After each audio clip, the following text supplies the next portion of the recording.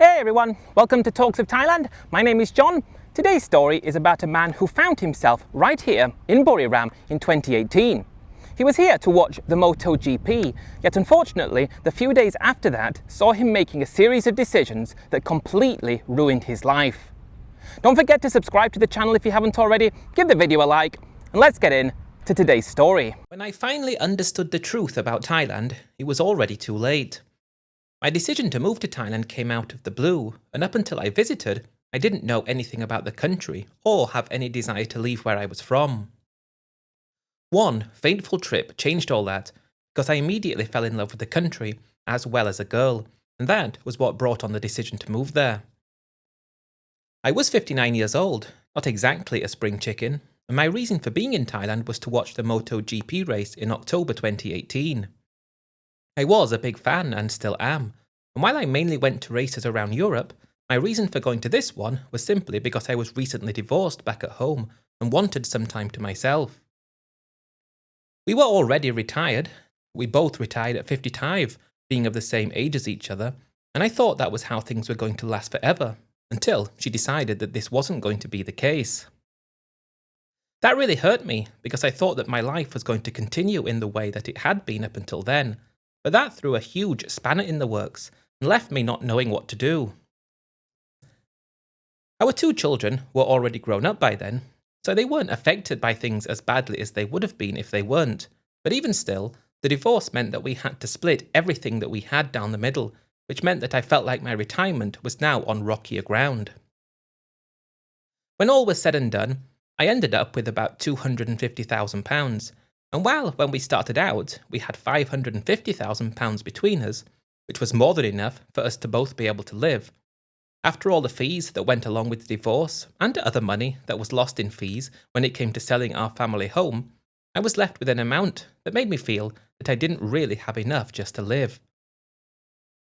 My ex-wife had made up her mind that she was moving too. She wanted to leave the country, and she did, just like that. This was about 6 months before I made the decision to go to Thailand, and it was a very fateful decision because it made me feel happier than I'd felt in years. It also gave me a sense of confidence that I hadn't felt for such a long time, and I started believing things about myself that weren't even remotely true. Thailand was where all that began. It really did feel like it was a perfect place to start again, even though I was approaching 60. I was going to make really good go of that Thailand trip, go to Bangkok, spend a few days there, go to one of the islands and check out the natural wonder, and then, about a week into the trip, go to Buriram for that race. After the race, I had 3 or 4 days left to take things in as they came. That was the run of events and the consequences of what happened up until I went to Thailand that saw what happened to me in Thailand happen in the first place. Before I get into exactly what happened, I do want to say that I didn't know about what happened to many guys in Thailand who did certain things. I wasn't your seasoned Thailand traveller, having never been to the country before. I was just your normal, typical guy who, if someone said to him, in Thailand, you have to be careful of a certain thing, that would have been the first time I would have ever heard about it. What I'm trying to say is that I was very green around the ears when it came to Thailand and what happened there. And it was that sense of naivety that I think made things far worse for me, made me do also the things that I shouldn't have done. I must admit that Thailand made me feel like I was a big man. It made me feel this sense of importance, and those feelings were addictive.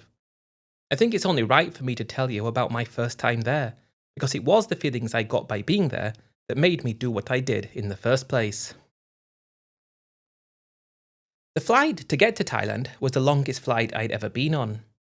I'd guess it was about 11.5 hours, going direct from London Heathrow to Bangkok's Suvarnabhumi airport. I'd been once to New York before, but aside from that, this was the longest flight I'd ever been on, probably twice as long as it takes to get to New York, although that's beside the point. One thing that I had heard about was that the girls from Thailand were incredibly stunning, and because I was flying Thai Airways, I had an experience of that firsthand with the gorgeous stewardess who smiled at me in a way that made me feel great. I can remember thinking, I wonder what things are going to be like when I get there if this is anything to go by. It felt like it took an eternity to actually get there. But when I finally landed in Bangkok, I felt like a child again, really excited about what the next few weeks would bring.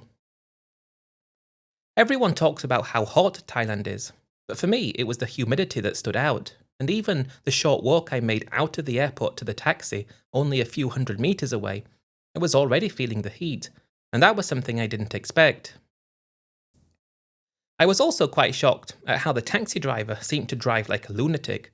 I get it that the more trips he can make in a day, the more money he makes, but the way he was weaving in and out of all the traffic, going from lane to lane without even indicating, made me feel like he had a death wish.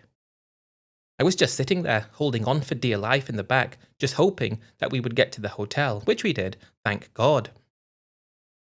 I'd booked a really nice hotel in what I was told was a very central part of the city. It was right next to the Asok BTS station, and it was also next to a great steak restaurant that I thought I would try at some point. My first impressions of Bangkok were that this place was somewhere like I'd never been before. The streets felt alive, the atmosphere was electrifying. You can have a certain understanding of what the word busy means, but you will redefine that word after you've experienced Bangkok, because busy, in its normal sense, doesn't do it justice. Because I was only going to be in Bangkok for a few days before heading down to one of the islands, I wanted to see as much of the city as I could. I did do a little bit of digging before I went there, just so I would know what to do when I did arrive, and I went on a city tour that involved going down some of the canals around Bangkok, seeing lots of the local life and how that worked, and that was an interesting part of the city. I did a few other excursions that I booked through the hotel, but the decision to go out on my last night in Bangkok to the world-famous bars was a decision that would elevate my heart rate beyond a lever it had ever been to before, because as soon as I stepped into one of those temples of wonder, I was sold for life. All those beautiful girls that my head were looking at for a guy exactly like me. You'd have to forgive me for referring to them as temples of wonder, although I went and experienced some of the famous real temples in Thailand, and they were interesting. They were nothing compared to the bars. It just seemed like this was all life was about in Thailand. The fact that this absolutely gorgeous 23-year-old seemed to take a liking to me made things better. And as I said, I was a guy who had never been to Thailand before. So if someone says this to me, I would believe them, and I believed everything she said to me. Best night of my life, hands down, and then I was off to Koh Samui the following day. When I was on my way to Koh Samui, I was left wondering if the previous night was actually just a dream. Surely something as amazing as this couldn't happen to a guy like me. But it was real. It was a part of Thailand, and it was the best part of Thailand.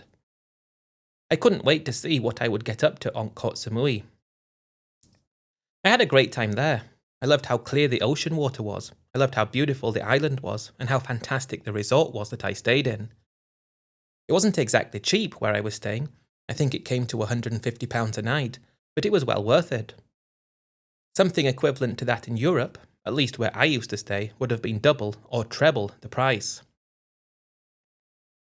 I was really starting to feel better about myself though, because in just those few days in Bangkok, then a few days on Koh Samui, I went from being very close-minded, not knowing what was going to happen later on in life, to thinking that if this experience is anything to go by, then you're going to be just fine. I guess I was very set in my ways back at home. I was very home-focused, and it was my wife divorcing me that pushed me to Thailand. When my last day on Koh Samui was coming to an end, I was also remembering that I'd got that motorcycle race to watch, and that was going to be a fantastic experience as well. I can remember leaving the island, feeling like I was on top of the world.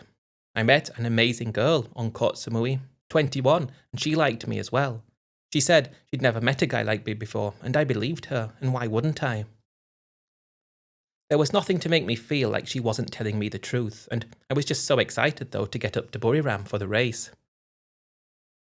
Buriram gave me a very different experience to what I'd had in Bangkok or on the island, because Buriram itself wasn't really a tourist destination in the traditional sense. It was a small city in the northeast of Thailand, in a region known as Isan, and I bet most people wouldn't have even heard of it if it wasn't for the Chang racing circuit and Buriram Football Club. That's the thing I liked about it straight away, but I nearly didn't even make it there. I'd flown from Samui to Bangkok, and I was going to be flying from Bangkok to Buriram. However, it turned out my flight was going from a different airport, and I made it just in the nick of time from Suvarnabhumi to Don Muang before I missed it. The flight itself took less than an hour, and you could tell almost straight away that Buriram was extremely different to the other places in Thailand that I'd been. It had a much more laid-back feeling. It was a lot quieter, in a way that many people would describe as being the real Thailand. There was a bit of energy, and it was busier than normal in the city, given the fact that the race was there, but there was something about the city that just screamed Thailand to me. I'd booked into a nice little hotel that was quite close to this body of water right in the middle of the city, almost like a semicircle shape, and you can see it on the map quite well. It was a really beautiful spot. I found it peaceful. There were a few bars dotted around that seemed to attract foreigners, and you could just sit there in the evenings, which I did on my first night, taking everything in. I'm not trying to exaggerate here. It was the best evening I'd had so far in Thailand, and I wasn't expecting that. I need to say how much the hotel was. It was only about £15 for the whole night. I couldn't believe it was that cheap, given how much I was spending in Bangkok and in Koh Samui. It wasn't as nice as the other hotels I stayed in, but it had everything you could need. The price of that hotel made me feel that while in Bangkok I was just another foreigner, in Buriram it seemed like I really mattered, and that feeling went straight to my head. It's when you start to understand the different side of Thailand, the cheap side of Thailand, and when people say cheap, you actually have to experience it to understand just how cheap it can be. The race itself was great. I believe it was the first MotoGP race that was ever held in Thailand, and that made it even more special to me that I was there, because I felt like I was watching history being made. As a lifelong fan of the sport, that meant a lot to me. The circuit is known as the Chang International Circuit, not too far out of the city, and it's right next to the football stadium. I couldn't believe how many people were there on race day, thousands and thousands, all packed in, and you could tell this was a lot more people than the city was used to seeing. I had a fantastic view of the race. I could see a big part of the circuit, could see the bikes coming down the long straight and then into the first few corners, and the way it was set up made the noise incredible. I just hope I don't have to be around if they ever change it to electric. You never know, but that would signal the death of the sport in my opinion. I remember the race being won by Marc Marquez as well. It was really amazing and really dramatic at the end, and you'll have to forgive me. I really do love that sport, and it was a memorable experience, and apologies for talking about it too long. I wasn't surprised when the race was voted one of the best races of the entire season, and because I was there I understood why, and I wasn't surprised at all. When I made it back to my hotel after the race, I was pumping.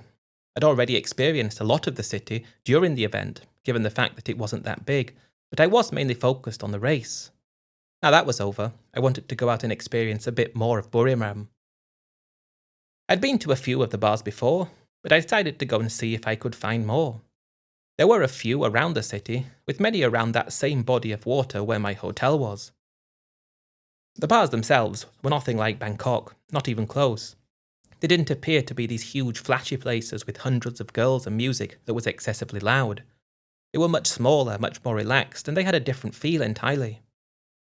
There weren't very many, but the ones that catered to foreigners, you could tell most of the people there were expats. They knew the city, and they had much more of a close-knit feel. Sorry to talk about the price again, but I couldn't get over how affordable a bottle of beer was, even in the bars where there were girls working. I think I paid 80 baht at the time for a large beer.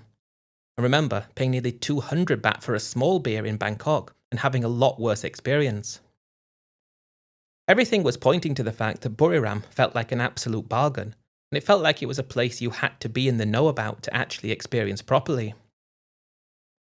I ran into someone who was in Buriram watching the race who lived in Bangkok, but he had no desire to go out and explore the city. He had no dreams to go out and do that. To him, it was just a town that he wasn't interested in, whereas I felt like I wanted to get to know it in a way that many people didn't seem to want to. I had a few days left before I was flying home from Bangkok, but I was starting to feel like when I returned home, I wanted to come back to Thailand for a longer period of time, get to know the country more, and really find out about it.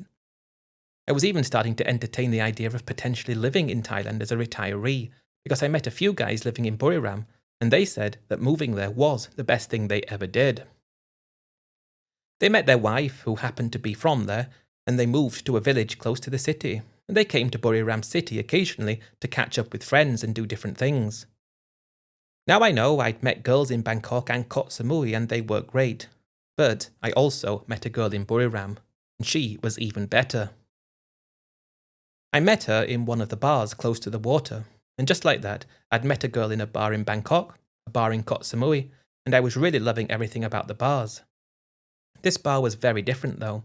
It wasn't a Bangkok bar, it wasn't over the top, it was just a small bar in a small city, where the girls that worked there just seemed normal, like they were doing a normal job.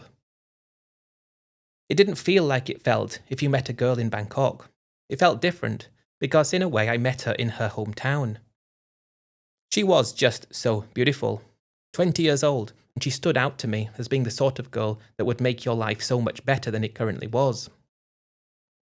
I sat down and she came over, and it was quite similar to how the other girls had introduced themselves. First thing was she asked me my name, how old are you, where are you from, and I asked her the same. She said she was from a village about 30 or so minutes away from the city, and the conversation with her, although her English wasn't great, was effortless, and I could tell from the moment I met her that I was going to have a great night with her. I talked about what I was doing in Buriram, how I'd watched the race, and she said she wished she could have gone, but she was working.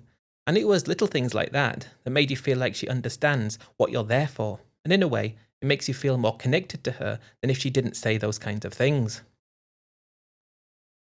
We spent quite a long time in that bar together, and then she actually left with me. I told her I wanted to take her for something to eat, and there was a really nice restaurant close to the water that I didn't know about, and she recommended it as being a fantastic place for both Thai food and Western food, depending on what you liked. I loved the way that although she knew I was 59, it didn't appear to be a problem for her. When I told her how old I was, she didn't even bat an eyelid. She just said age was a number, and she actually preferred guys that were older because they were more mature and more caring, and everything she said made sense to me. It was a similar kind of thing that the other girls had said, but the way she said it just made me feel better. The only problem I was facing was that I was going to be going home in 3 days' time. I only had 3 nights remaining in Thailand, but I decided to spend those remaining days together with her in Buriram. Each day with her felt better than the one before. She showed me around parts of the city that I would never have been to if it wasn't for her. An incredible temple on the top of a hill with a great view out over the city, that was a great experience. And just the way she would hold my hand when we walked around made me feel like I could keep my head held high, like I was proud of what I was able to do in Thailand. And the fact that she seemed proud to be with someone like me, that made everything even better. On my second night with her, I felt quite shocked when she told me she loved me. I'd never had anybody apart from my ex-wife tell me that they loved me, and while I didn't think I had any love for her in that sense yet, I did like her, and I felt like I wanted to get to know her more. I also felt like I wanted to get to know Thailand more, because Thailand made me somebody that I never knew I was. Thailand made me attractive again, Thailand made me appealing again, and I felt like I owed Thailand so much because of her. To think I wouldn't have even been there if it wasn't for the MotoGP race was quite difficult to get my head around, because I was there and it was the best thing that I had ever experienced, and I started wishing I could thank my ex-wife for divorcing me, but I didn't really feel like speaking to her ever again.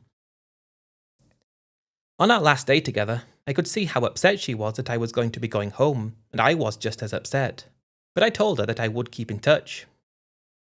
She knew I was retired and didn't need to work anymore, and I was already thinking I would come back to Thailand to spend longer here after I returned home. But now it wasn't a thought, it was a guarantee.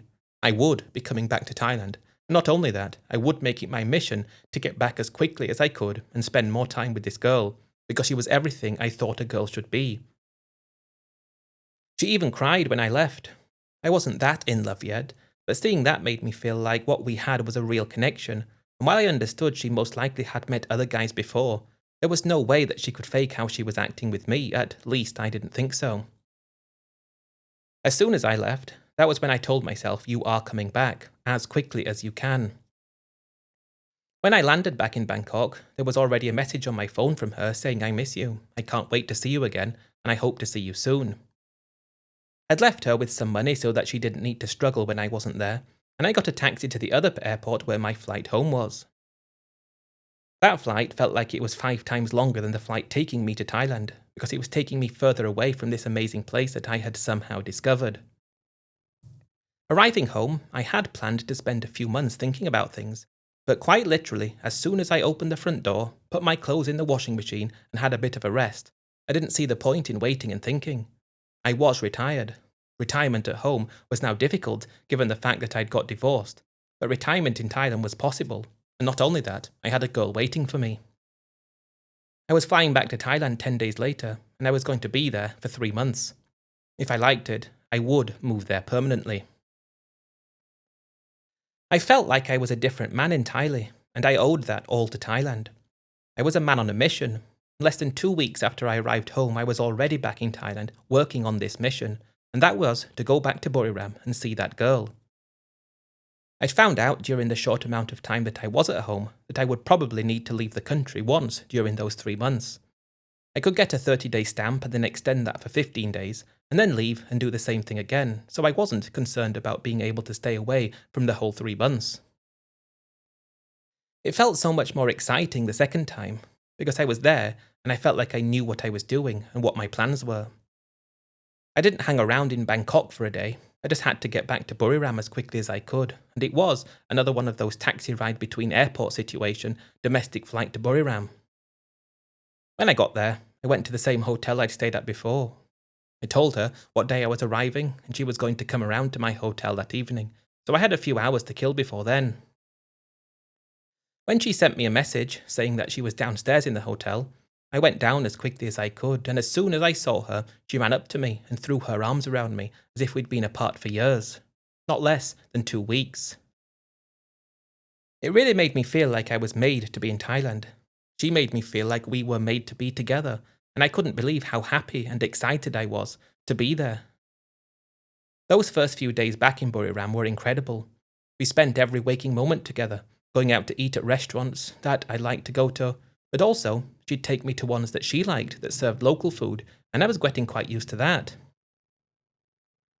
We also did a lot of the scenic things that you can do around Thailand, and I suppose I should have been alarmed about just how quickly I was spending money.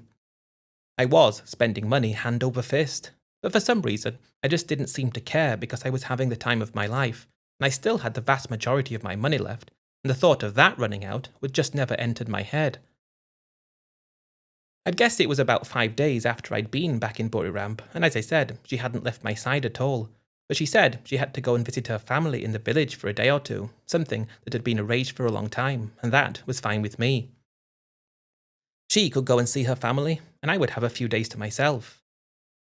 I wasn't expecting to get carried away when she left, but I found myself in a more local part of Buriram, and I mean it was all local, there weren't that many foreigners there, but I was having a drink in what appeared to be this karaoke-style place, and there were girls there as well, but they didn't really speak English.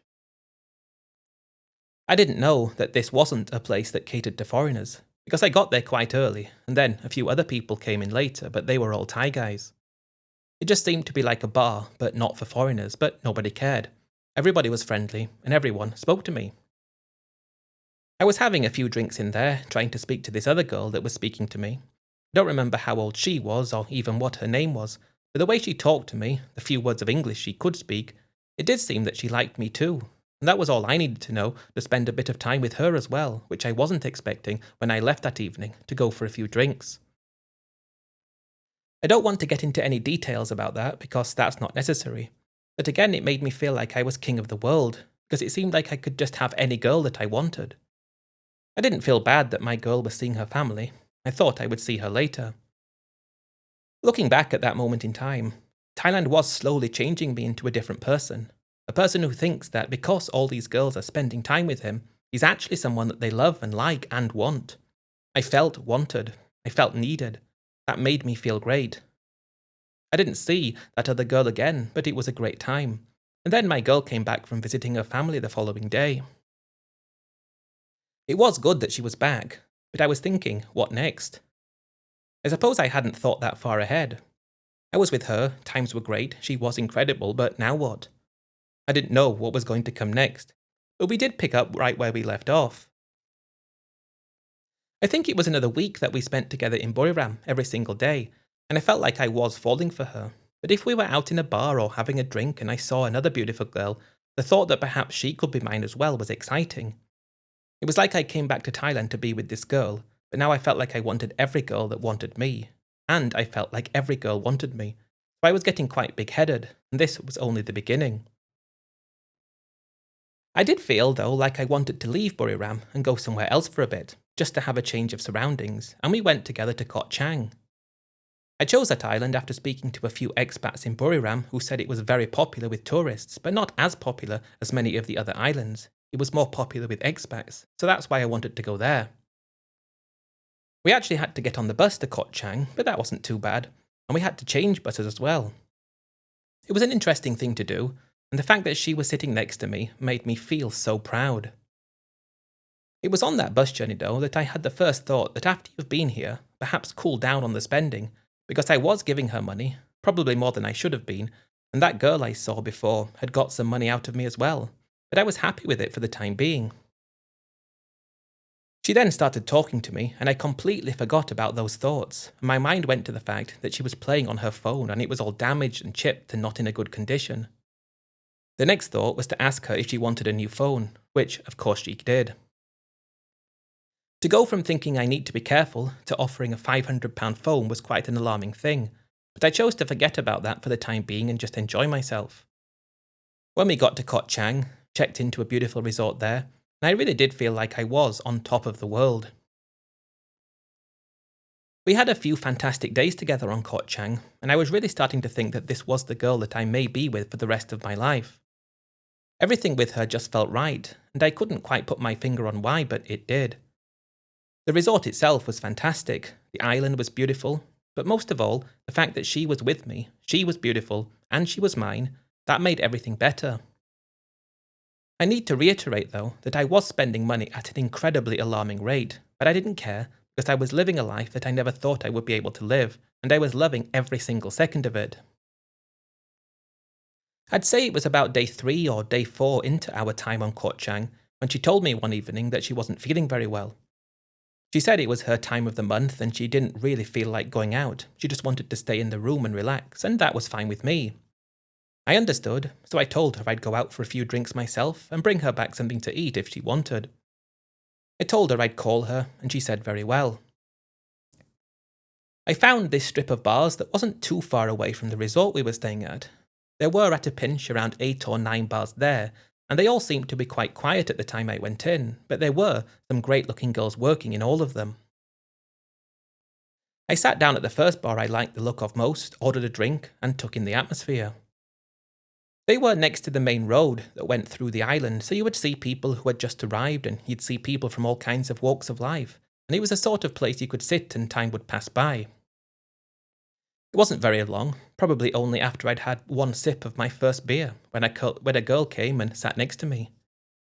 She was not quite as beautiful as the girl that I was with, but she had this great personality, at least what I could gather from it in a short amount of time, and she just seemed to be up for anything, up for a laugh, up for a party, up for a conversation, up for fun, and before long, we were playing pool together. When she told me that she was from Buriram, for some reason that made me feel like I had a really strong connection with her, and that wasn't just a random girl. This was a girl from the city that I felt like I had discovered, and was somehow my city, and that gave her a sense of familiarity, and also made me want to speak to her more, have more beers, buy more drinks for her.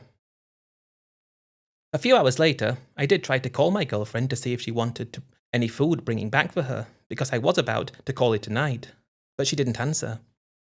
I sent her a message, waited half an hour, and she didn't respond, so I thought she must be asleep, and I decided I'd stay out a bit longer, which I did. I carried on drinking with that girl, and then we weren't in the bar anymore. She said there was a little hotel close by. She said she was tired and asked if I wanted to go with her, so we did. That made me feel like I actually had a connection with her that I wasn't expecting. I don't know what it was, but it was like she was more my type than my girlfriend who was waiting for me. Real might not be the right word to use, but she felt special. I promised her, after we'd had a great time, that I would go back to see her the following day, hoping my girlfriend would still probably not want to go out. When I got back to the resort, my girlfriend was asleep, So I walked in and I felt very bad about it because I didn't want to upset her. The thing was though, I didn't feel bad about myself. I felt bad because I didn't want to break her heart. She told me she loved me. She told me she cared about me. And the thought of making her upset was something I wasn't happy with. The following evening, she still wasn't feeling great, so I went out and I did the same thing again, and I'm feeling an even bigger connection to this girl, and I'm starting to think that perhaps she's more in tune with who I am than my girlfriend is. The fact that she looked so happy when I went back to see her, she remembered me straight away and she said, "I thought you would forget about me." But I had to tell her there's no way I could ever forget about someone like you. I was starting to compare which girl I liked the most, feeling bad because I didn't want to hurt anybody. The night after that, my girlfriend was feeling better, so we went out together as normal, but I wasn't feeling and getting excited about it. I felt like I wanted to be back with that other girl. Perhaps bringing her here was a big mistake. I made up my mind that night that I would end it with her, and I felt dreadful because, as I said, I didn't want to break her heart. I didn't want her to lose the love of her life because I really felt like I was that. When I had to tell her, I told her as gently and as calmly as possible, and I apologised profusely about the whole situation. Looking back now, it was how she reacted when I left Buriram originally, the way she cried, the way I felt like we were on this romantic trip, and I felt so terrible. I even said to her, "I'll give you 200,000 baht just to make you feel better," and that was a lot of money to hand over, given the fact that I'd just bought her a phone. I didn't pay close enough attention to her reaction, and it should have been everything I needed to know that could have saved me, but I didn't catch on to it. She just took the money, said okay, packed her bag and left. There were no tears, no drama, no begging me to change my mind, no asking me why, nothing like that at all. She just took the money and left, and that was it, as if she was leaving a job, not a relationship. At the time, I didn't pick up on it. I really didn't pick up on it.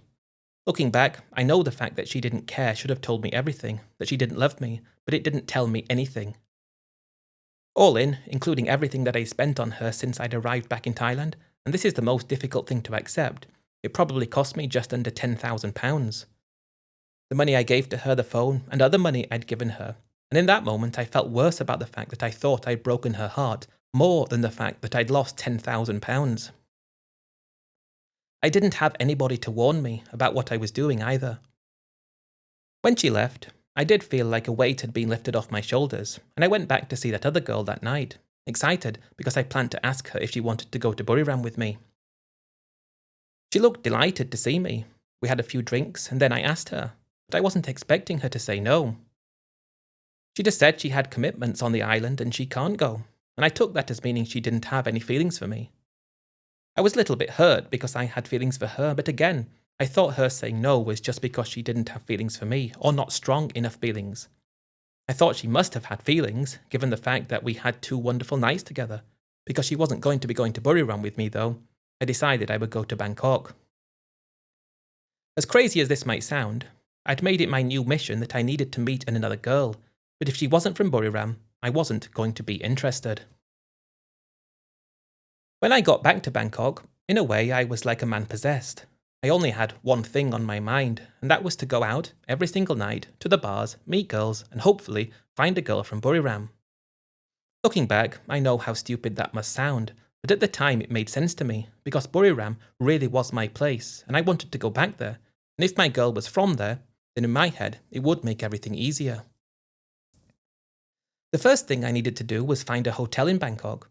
I was going to book the one I stayed at before, the first time I was in the country, that great one near Asok, but then I realised it was going to cost me a crazy amount of money, so I decided it would be more sensible to find a cheaper place instead. I think that was the first time I realised I couldn't just spend money like it was nothing, on myself anyway, because if a girl was interested in me and on my mind, then that was a different proposition. I did manage to find a place that was alright, it wasn't dirty, and that was the main thing, and I wanted to make sure my money was being used for what it should be used for, which was a good time in the bars. The first night I was in Bangkok, I went straight to one of the bars on Sukhumvit Soi 7/1. It was just the closest street I could find to my hotel that looked fun.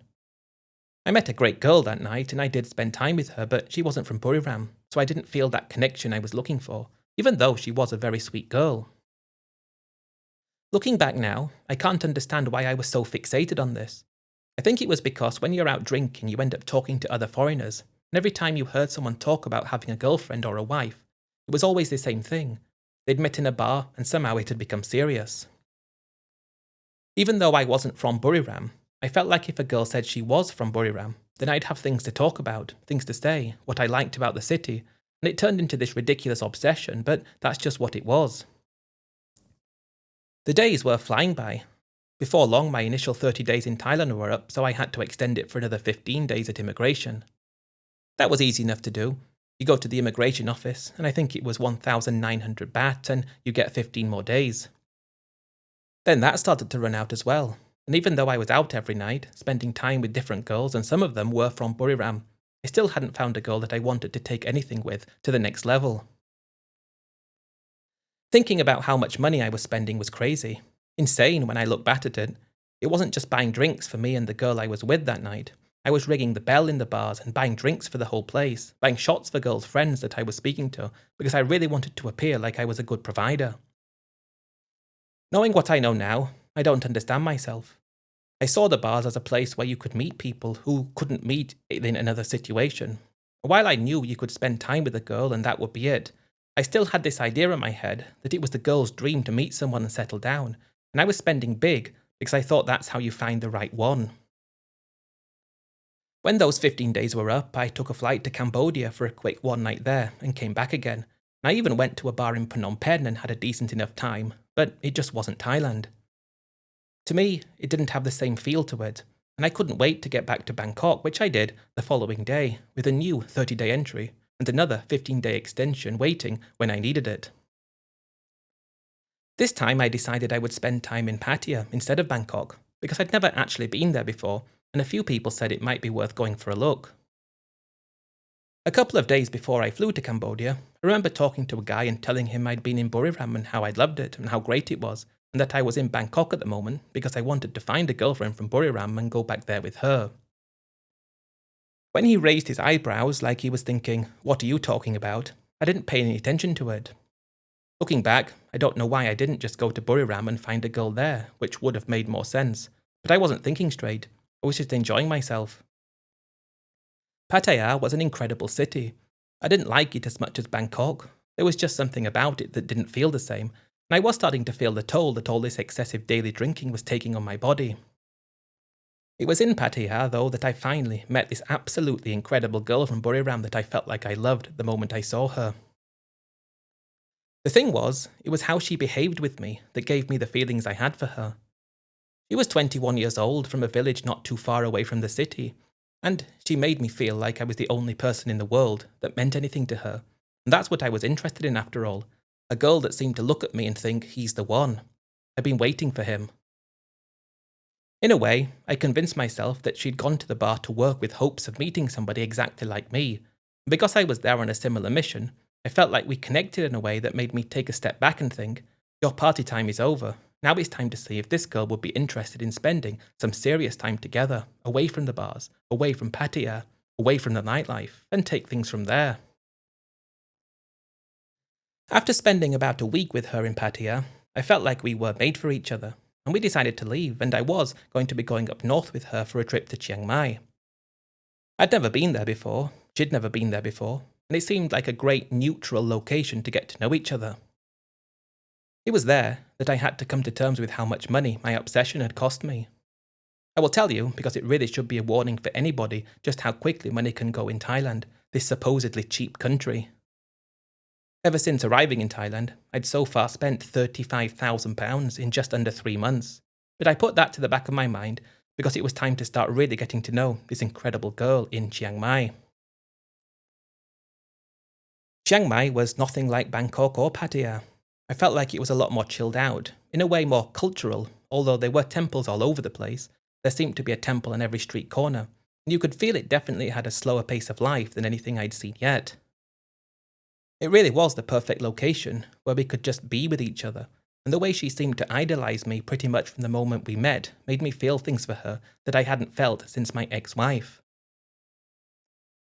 We'd already been out to eat many times since I'd met her, but it felt a little different going out to eat in Chiang Mai, because although there were a few bars in certain parts of the city, we were staying in the Nieman area, so there were no girly bars around there.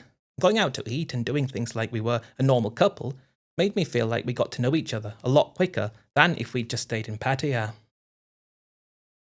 In a way, it felt like every day I spent with her was like a whole month, and she wasn't pressuring me for anything. No gifts, no money, no asking me to buy things for her every 5 minutes, like some of the other girls seemed to want. She just seemed happy to be with me and in my company, and I was definitely happy to be with her. As the days went by, I need to be clear that I was, of course, giving her money because she wasn't working and she didn't have any money, and she also had commitments with her family that I had to step in and help with, but it didn't seem excessive or out of the ordinary, given the fact that we were in Thailand. Even though I was really starting to enjoy being with her, starting to enjoy what we had together, and was starting to think she was the girl who I should spend the rest of my life with, I had spent time thinking to myself that I didn't have that many months left to keep going to the bars and living that life based on how much money I was spending. Yet, I didn't see it as spending money. Every time I went into a bar, that wasn't me spending money, it was an investment. And spending time with the girl was an investment to see if she was someone I'd want to be with. And I felt like all those investments were what led me to this incredible girl. I decided that I wasn't going to go home when the 3 months came to an end, but I always had it in the back of my mind that I'd need to arrange a better visa, and I knew that since I'd extended my time for another 15 days at Chiang Mai immigration, before long those days would run out. When it became clear that we both seemed to be madly in love with each other, in fact, I felt like she loved me more than I loved her, we decided we'd go to Bangkok. I would go, get a non-immigrant visa in Laos based on advice I got from an agent. Then I'd come back to Bangkok and we'd go up to Buriram together, where I'd be able to extend my visa once the money in the bank had been there for a certain amount of time. I got a visa agent to help me with all of this, and it was a smooth process. They didn't want a lot of money, and I did go to Laos and had to spend a few days there, which wasn't too bad. It was interesting to see somewhere else, but I was just really missing her and wanting to be back in Thailand as quickly as I could. I did leave her with about 20,000 baht, just in case there were any problems and I was away longer than I thought. When I came back, I expected her to give it back to me, but she didn't. I just thought, never mind. She's not with me for the money. That little bit of money might make her life or her family's life easier than it would make mine, so I didn't think about it. We spent a few days in Bangkok. Great to see her, and her reaction when I opened the hotel door was everything I thought I needed to understand, that we had something together that was real. It was real. I was betting my life on the fact it was real. And while I had spent time with, I didn't even think about this up until now. If I actually do think about it, it does shock me. Probably over 50 girls. I felt like all the money I spent, as I've already said, was an investment. It really was just an investment. We made our way from Bangkok up to Buriram. The idea was to live in the city, rent a small place, and just begin our life together. I felt like I'd arrived home when we finally made it to Buriram. It felt so different to visiting. It felt like I was being welcomed back to what I'd already started thinking as my adopted home. And the fact that I was moving there with my girl, with a proper visa, that made my time in Thailand official, it felt like it was icing on the cake. We checked into the same hotel I'd stayed at before, and I did think back to that first girl from Buriram that I met and what a great time I had with her. The plan now was to take things as they came. The first thing we needed to do was find somewhere to live, and I was open to any part of the city. I didn't care. As long as it was within walking distance of the places I liked to go to, that was good enough for me. It wasn't long until we found a really great house to rent. It was quite Thai style, but done to a decent standard, and it was only about 8,000 baht a month, which felt so cheap compared to what I was paying back at home after the divorce. You really do feel like you're in Thailand when you're in Buriram, because the prices there are so much cheaper than what you'd pay for the same thing in the parts of the country where tourists go. And even though Chiang Mai was a lot more affordable than Bangkok and Pattaya, Buriram was on a different level. I'd say our life in Buriram got off to an absolutely fantastic start. It was everything I thought life would be when I finally moved there with my dream girl, and the fact I'd actually made that real made me feel like I was on top of the world. She was amazing all the time. I was giving her 25,000 baht a month, which I thought was fair, and I was just so happy to be with her, and she seemed happy to be with me. One thing I couldn't quite escape from, and I'm not proud of this, is that Thailand had made me feel like I could have any girl I wanted, And I thought that once I had her with me, I'd be able to escape that. But it was just something Thailand did to me. I loved being wanted. I loved being loved. I loved being needed. And the fact that she'd be at home or cooking for me while I was out, I went out quite often, and even with her waiting for me, I still spent time with other girls, just because it made me feel special, and I loved that feeling. It was addictive, and you'll only really understand it if you felt it yourself. Aside from that though, our life moved forward exactly like I wanted it to, and even though I might have been seeing 2 or 3 girls a month, everything still felt perfect, and I honestly thought it was going to continue that way. Unfortunately, it was the global situation of COVID that changed our lives. It really changed our lives, and I became worried in a way I haven't been before, because it made me feel like my life in Thailand was on tenterhooks, like you didn't have any real security, and I think it was because of COVID that I made the stupidest decision I'd made so far. When I say it was so stupid that it was the start of everything going wrong for me. And if I'm honest, even if I'd carry on the way I was, the inevitable would have happened anyway, but this sped it up. Up until then, I genuinely thought I was my girl's world, and that was why I did what I did.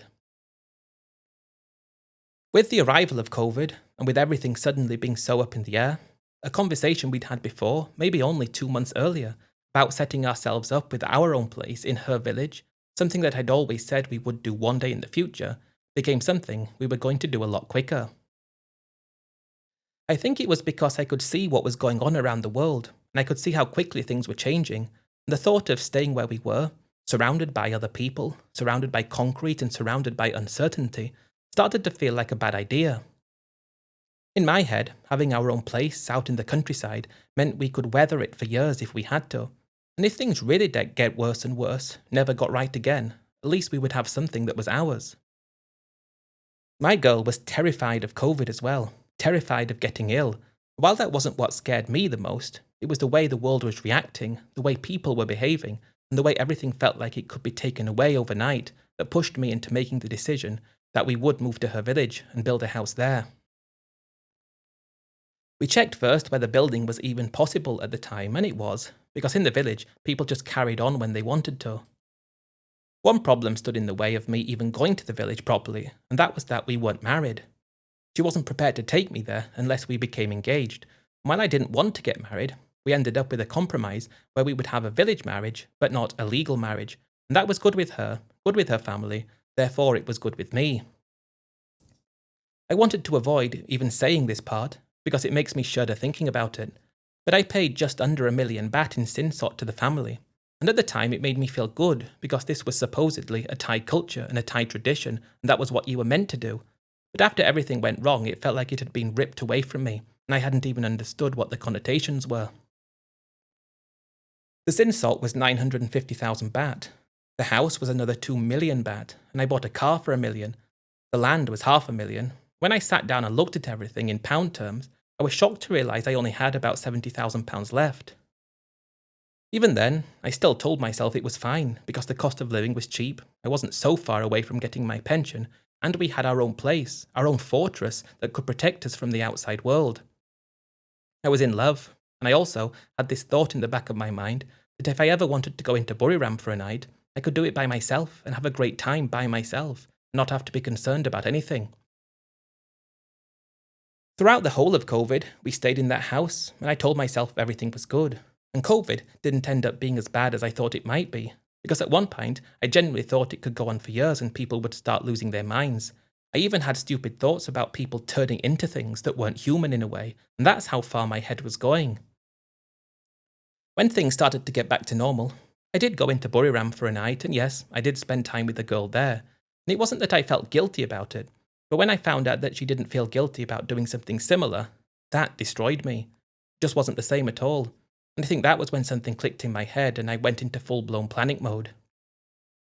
My girlfriend, or my village wife, cheating on me wasn't the same as me cheating on her. It just wasn't. It just didn't make sense to me.